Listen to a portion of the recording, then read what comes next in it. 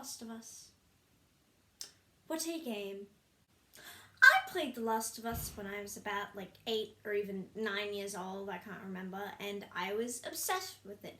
I loved the story, I related to the characters, I listened to the music, I loved the gameplay, kind of, and honestly, everything about the game was amazing and was a masterpiece in my own little eyes. It actually wasn't the first time I had heard about it. I remember the time when the remastered version came out and me and my siblings bought it and we played a bit of it in our lounge room. I can't even remember if we finished the game or not.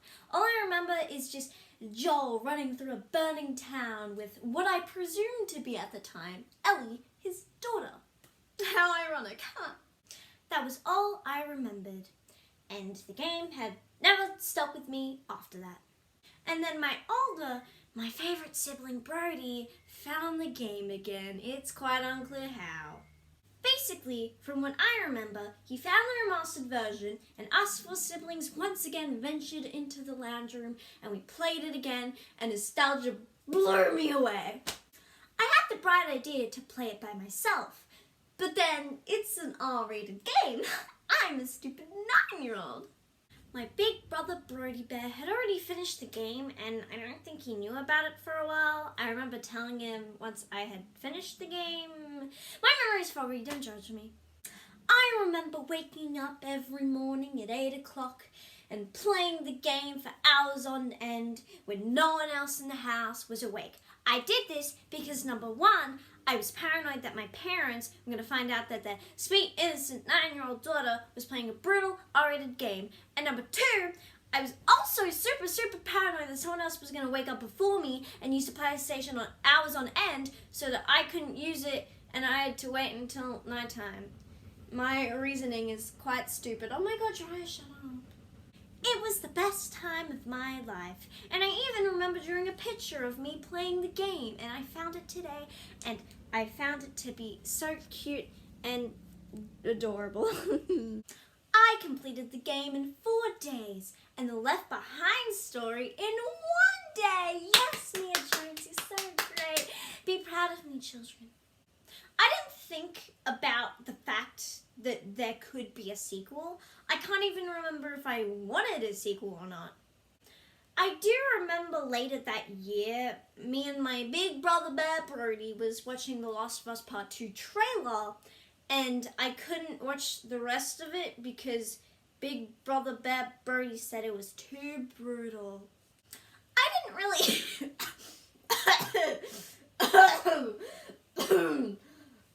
Sorry, I just get a bit sick talking about The Last of Us Part 2. I didn't think much of it. It was like 4-year-old me being told by Big Father Bear that the prequel trilogy was made before the original trilogy of Star Wars. I didn't really care about it. I do care about Star Wars, but no, Anna, come back.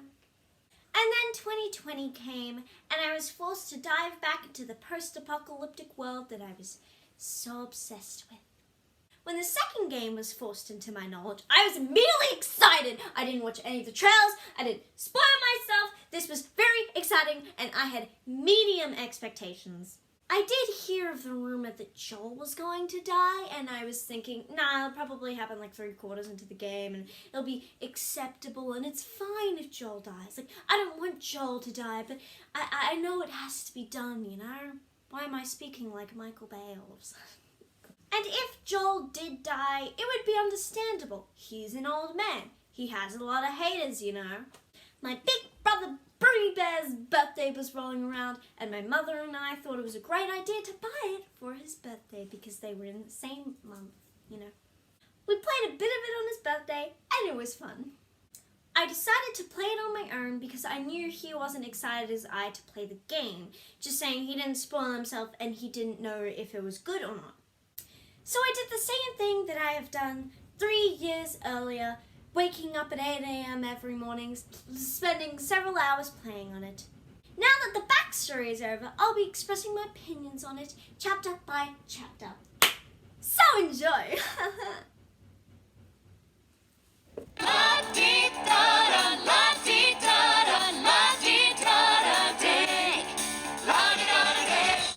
I appreciate how it started started slow and steady, and it began where you first left off from the first game. It answers the very important question, what would other people think of hearing about Joel saving Ellie instead of, possibly creating a cure to save the 20-year-long apocalypse that's killed millions of people?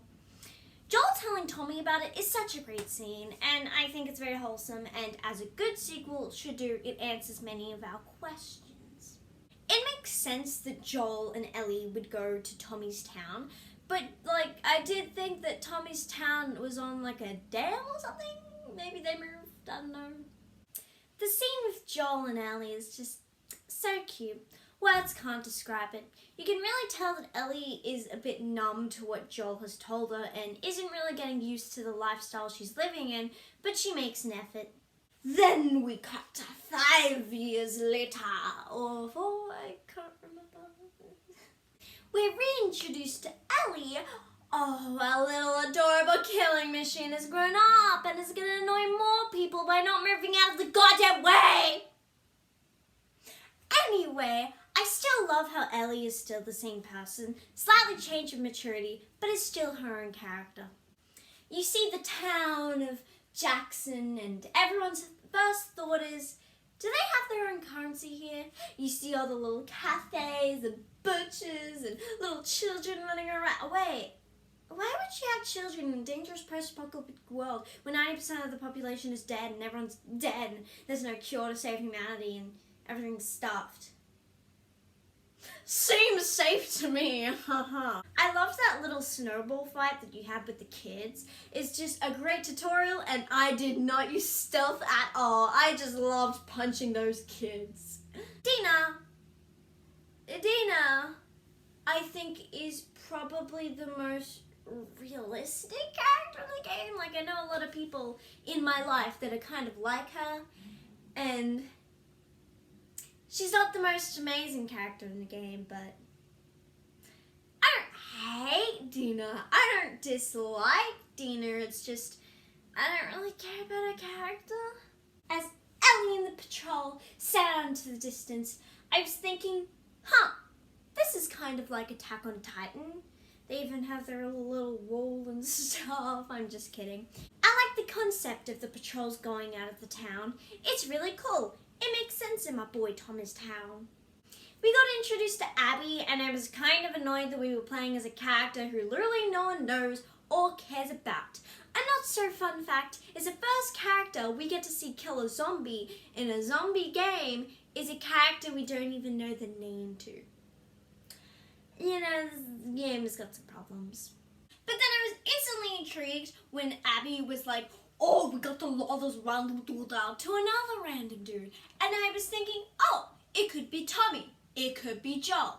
It could be another friend of Joel's that the stupid game didn't tell us about. Anyways, Joel dies, and then we cut to the scene where, wait, Joel dies!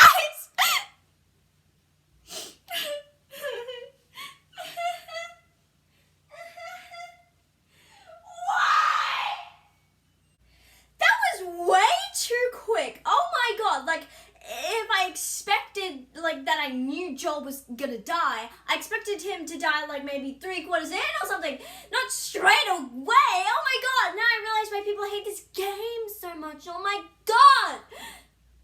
At this point, I was crying so hard because part of me shattered. Joel is my favorite character. When I'm older, I can proudly say that the first game was my childhood and the second game ruined it. Even my dog agrees that maybe you shouldn't kill off a really cool character, don't you, Anna? I kept telling myself as I went to bed that night, it's gonna be okay. Everything's gonna be okay. The game is gonna handle Ellie's group perfectly. Has to. Next morning, I played the rest of the Jackson chapter, and I was still crying, and I was still sad. It makes sense why Ellie would want to kill every single human being that ever had to do with it.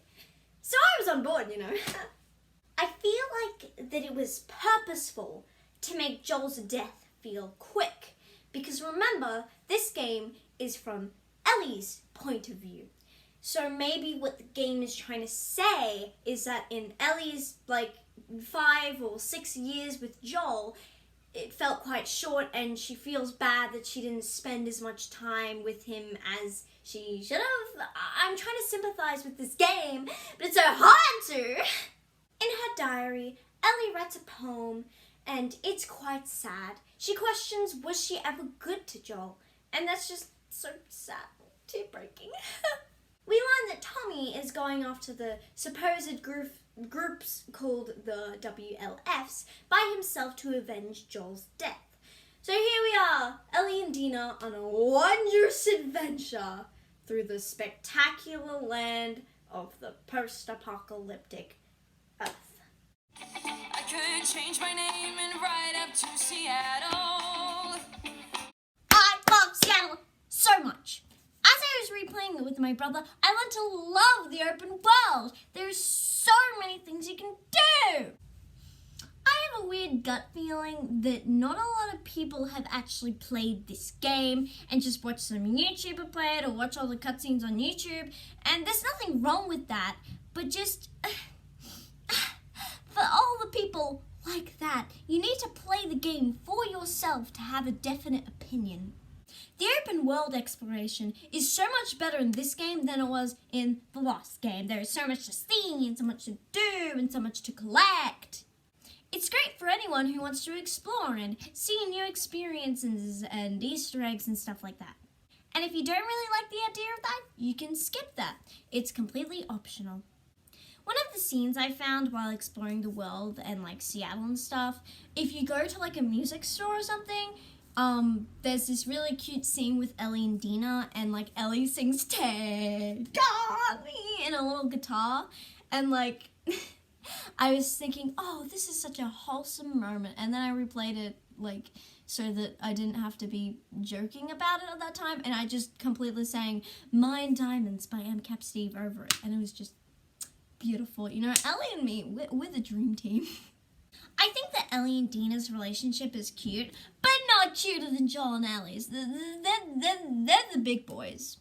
I absolutely adore the flashbacks with Joel and Ellie, especially when it's Ellie's 15th birthday and Joel takes her to an abandoned museum and they're in the space shuttle and it's just so cute.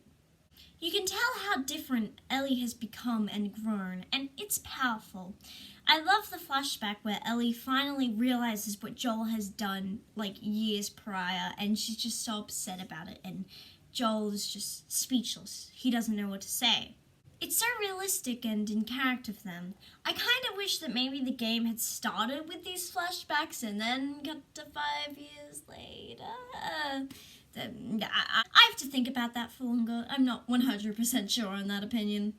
Anyways, I really like the design of the flooded city, even more than I did in the first game. I love how the designers improved the flooded city design and brought it to new levels. I kind of hate how, Ellie doesn't seem very sad or angry about Joel's death. Not even a little emotional or teary. It just seems like it's a job she has to do, and she has to do it. But as you get deeper into Seattle and find all those stupid diary entries, you do realize that Ellie is affected by it, and she's just, in fact, very numb to it and doesn't really know how to show her grief very well. Because since that she had parents that died, and she didn't really know them, and she didn't really know how to mourn for them. When she finds Nora, Ellie explains to Dina that she made her talk and acts very sad? At first, I was thinking, Ellie, why are you sad? You beat the crap out of your father figure's murderous best friend. But then I slowly start to realize why she's sad. It's because Nora could and would be anyone she knows. It could be Dina. It could be Tommy. It could have been Joel. And she realizes that maybe not everybody in the whole entire world is a good person, including Joel. Nora tells Ellie that Joel was a bad man and killed hundreds of people. Here we get to one of my favorite parts of the game. In the first game, there was a thought that was brought up that said, hey, maybe Joel isn't really that good of a person, but it really wasn't explored. Here, Nora brings up the thought again, and you suddenly realize what you're in for. I'm going to talk about this topic later and how it's explored very deeply in one specific chapter that everybody hates. And yes, you know what chapter I'm talking about. Anyways, hippity hoppity, off we go to the aquarium. Fun fact, this part of the game made me want to buy the concept art of Last of Us Part 2 and the art of the first one too. And yes, I'm talking about like the hardcover books, not the ones that you get points for and you buy them in the actual game, like digitally. I just want a book that's like fully, and my birthday is coming up, so maybe later in this video, like when I'm recording it another day and editing it, maybe I might add like a little thing. Okay, fine, I'll stop talking now. Basically, Ellie finds out that Abby, did I even mention that she was the one to kill Joel? Oh well, I'll talk about it another day. Could be in the local aquarium.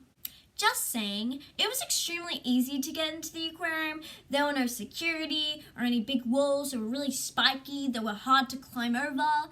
Seriously, like I know that aquariums aren't built like a military base, but you're 25 years into the zombie apocalypse and you know that some of your friends are dead and you're gonna be next. So like, don't just lock the doors with like a key. Put up some wooden boards or something. Oh my god.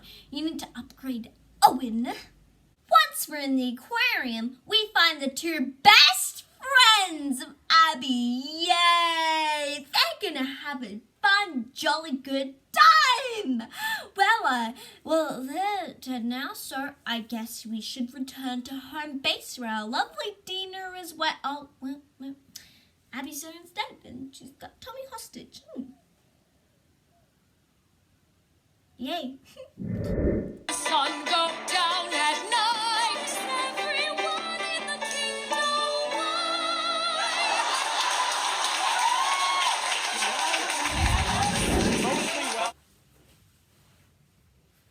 Now that we're going near somewhere new, I got my travel hat on. Oh wait, no, we're not going. We're just going same place.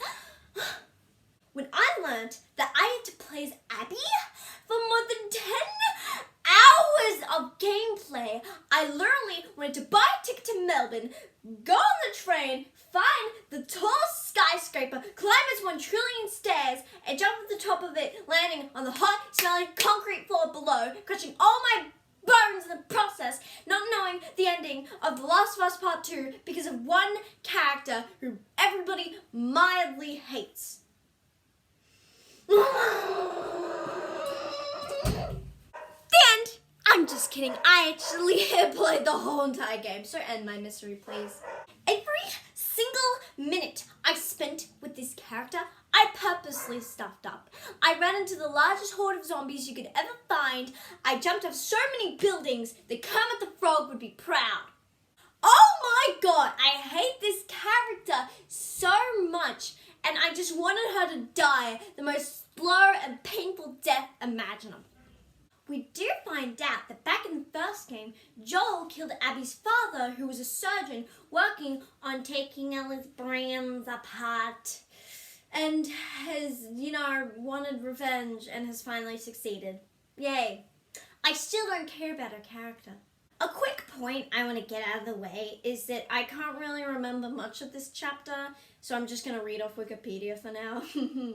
A quick fun fact is that the actress who plays Mel is also the same voice actress who portrayed Chloe in Life is Strange, only the first one, and none others, so that's really sad.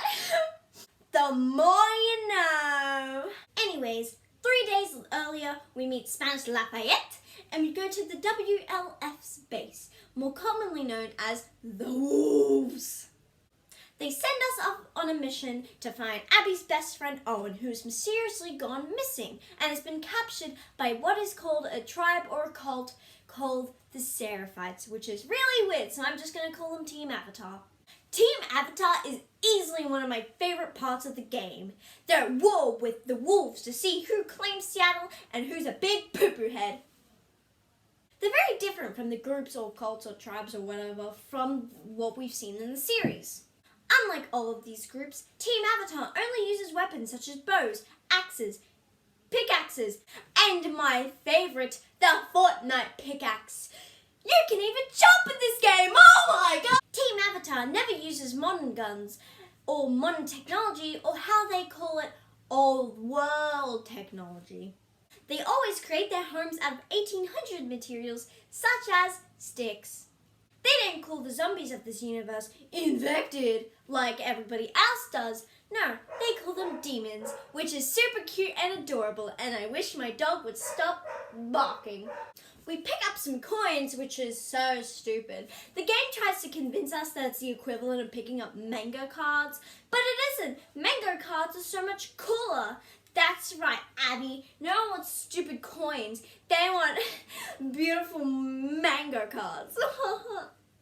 We get captured by Team Avatar, and oh my god, it's the scene from the trailer. But luckily, ex-Team Avatar members save us and become our friends.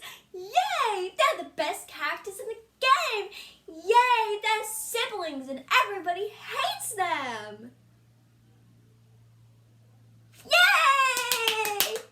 We meet Yara, aka Princess Leia, and her brother Lev, who literally looks like Aang from Avatar The Last Airbender, the greatest TV show of all time. Seriously, no joke. That's why I called the Seraphites Team Avatar. Now that I think about it, the Seraphites sound like an Australian netball team. Princess Leia's injured, and we abandon them to help themselves. We go through this really annoying level, and we find Owen at the aquarium, is that right? And he was talking about how he was once a firefly and is always a firefly and heard of a firefly regrouping in Santa Barbara, which, fun fact, I found out was an actual real place on House Hunters International. The more you know. The next day, we go back to see how Princess Leia and Lev are doing. Oh no, Princess Leia has compartment syndrome. Oh no, what that? Oh, amputation. You know, this game taught me a lot about super long words. I like what apostate is. I like what tourniquet means. I like that Joel should have never been killed. Anyway, luckily, Owen's girlfriend is a surgeon. Yay! Owen's girlfriend sends Lev and Abby on a special secret mission to the hospital where we should retrieve medical supplies for Princess Leia's surgery. This is one of my favorite parts of the game. It's revealed that there are bridges over the city of Seattle that were built by what were they called? Team Avatar, to get away from those pesky wolves down below. Oh no, Abby has a fear of heights. I love how well this game manages Abby's fear because I jumped off so many buildings and bridges.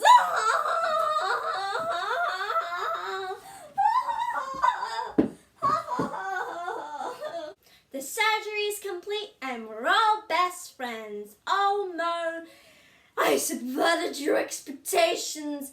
Lev ran away to go convince his mummy to stop being a poo-poo head. And now Princess Leia is dead. So, that's sad. Hey, at least the part where you go to Team Avatar's secret hideout and kill everyone is fun. Hey! At least Lev is still alive. Not the one for me. Ooh. Good nothing now. I saw the sign. I'm sorry, they're playing Pitch Perfect in the other room. I love that movie. Anyway, we return to the aquarium where we find out that two of our best friends who we didn't really care about died. Lev, you better not die on me. And then we get up to the final boss battle. Ellie versus Abby, boys! I think I really knew this was gonna happen because the theater, which is where Ellie and Dina's secret hideout is full of chains and bottles and secret hiding spots. I was afraid of what would happen because I knew that Abby would probably win because she's literally a horse and has 11 years of military training, while Ellie, on the other hand, was trained by a smuggler. Like I predicted, Abby wins and tells Ellie to leave Gotham and never come back. Hey! At least Dina's still alive. This, Wooden pallet feels strangely familiar. Ha!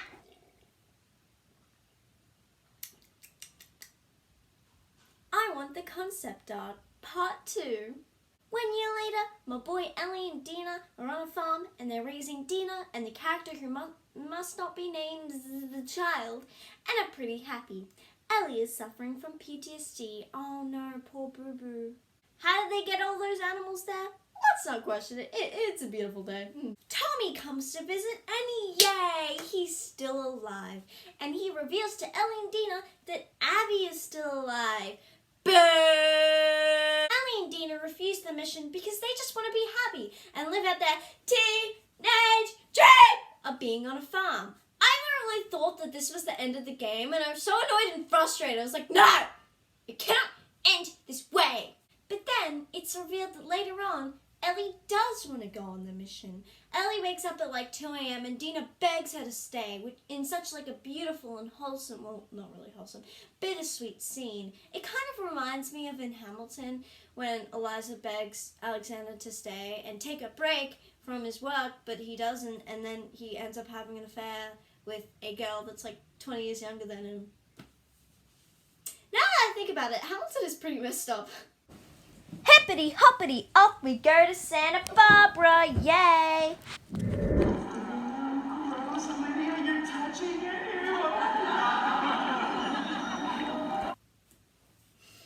So, I don't really like the atmosphere of Santa Barbara. It's dirty and it's gross, and everywhere you look, there's sand. I don't like sand. It's coarse and rough and irritating. And it gets everywhere. And I don't really like Spanish colonial homes either. I finished the Santa Barbara chapter in like 3 hours, and I must say, it's really good.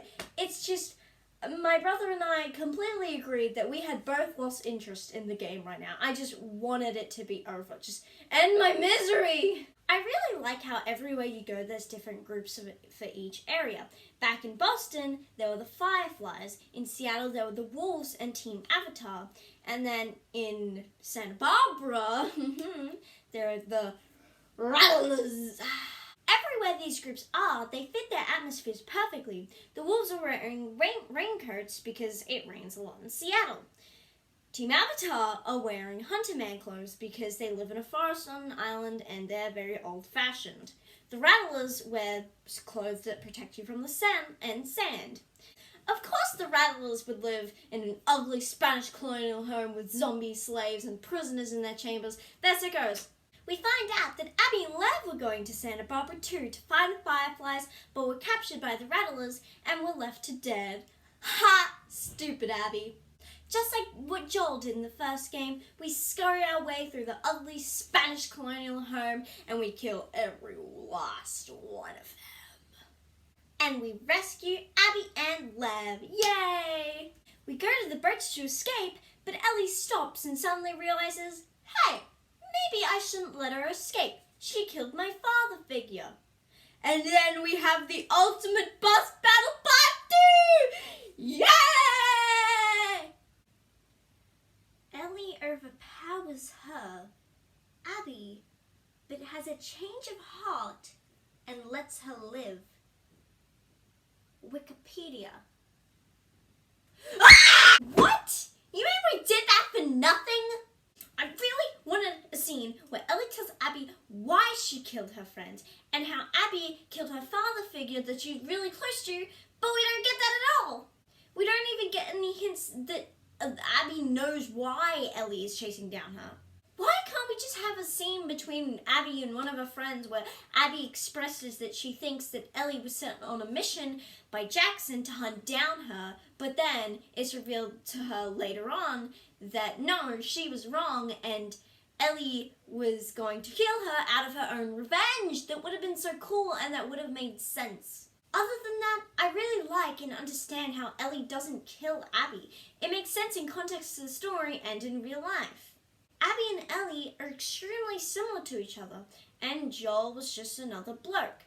Joel isn't a good person, but really, who is in this universe? My favourite scene in the game is a flashback to when Ellie was at a party and someone insults her and Joel comes to the rescue, but Ellie pushes him away and tells him she doesn't need his help.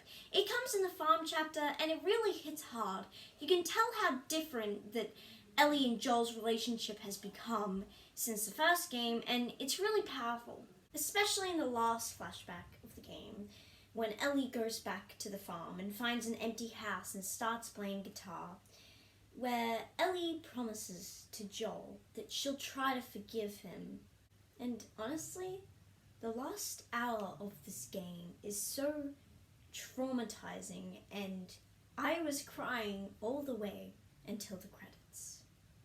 Their relationship has grown so much over the years, and I felt so much in these moments. When I finished the game, I didn't think, wow, this is a horrible, terrible game, it's trash, it should never be played, or wow, this is a masterpiece. I felt sad. I felt guilt. This game and the series really knows how to make its audience feel immersed and sad. A thing I noticed when replaying the game at the end is when Ellie goes back to the farm and finds it empty and tries to play guitar, but she can't because of her encounter with Abby and how her fingers are kind of cut off. I kind of realize that playing guitar for Ellie is kind of like her connection to Joel. So now, when she can't play the guitar, her connection is cut off when she forgives Abby, or she just accepts that Joel is dead. Anyway, now to the conclusion, because this is getting sappy. Aww. But I can't walk on the path of the right because I'm wrong. I hate this game, and at the same time, I love it. This game isn't a masterpiece, but I really like it. I think it's the pacing that might set people off. Just saying, I prefer the first game. It's like 10 times better. This game is all about hate, whereas the first game was all about love. And love and hate, the two themes of the two games, are both connected by the same source: family. I really like the bittersweet tone of the game, and I really like Ellie. Ellie is proven to be very broken and emotional in this game, and I really like the bittersweet ending. I don't think this game deserves the hate it gets. I love the graphics in this game, and the settings and gameplay are just magnificent. I love the new characters. No, not you, Abby. I love Team Avatar. I love Yara and Lev. I love this new version of Ellie that we never got to saw before.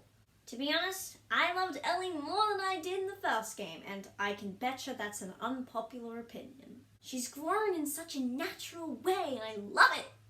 I kind of liked the ending. It's very subtle, and as I said before, like 100 times, it's bittersweet. And we all know how much Mia Jones just loves her bittersweet endings. This game is kind of like Black Friday, the most recent musical made by Star Kid Productions. You have to watch it or play it several times before you fully understand it and accept it. I'm just someone who's more forgiving, and I instantly loved it the first time I played it. Does it need another sequel? Maybe, maybe not. I really hope it's a trilogy, and I hope that the third one would be more calm and just slow, and Abby would not be there. Kind of like Toy Story 4. I just want to point out one thing that my brother Brody made, and I'm not going to plagiarize off it. I'm going to completely just say what he said, and I thought I should put it in this review. Basically, I think, well, he thinks, that it is fine that Joel dies. It is fine that Joel died in that way. It's fine that Abby appeared. It's fine that Abby was one of the main characters. It's fine that Abby killed Joel. Just, it can't happen in the direct sequel. It can't happen in the second one. It needs to happen in the third one. Maybe in the second game, it should have been just Ellie and Joel, and you can see how different their relationship has become, and they'll do something different that doesn't put them in instant danger all the time. And then the third one would just be basically The Last of Us Part 2 in our universe, but it's the third one in the dream universe, I would say. So that was my review of The Last of Us Part 2. My traumatizing, sad, lovable, hateable, disgusting review of The Last of Us Part 2. The most punishing game on earth. Honestly, this review has gone on for way too long, so I need to wrap it up quickly. During this review, you probably kept asking yourself, why is this stupid 11-year-old playing an R-rated game full to the brim with, mature themes and brutal scenes? I ask myself that question every day. Okay, bye.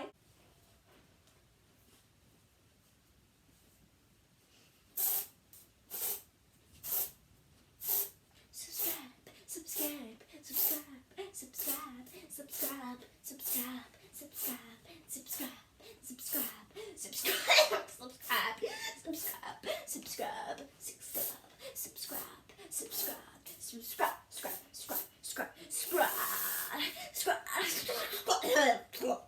They got in my mouth.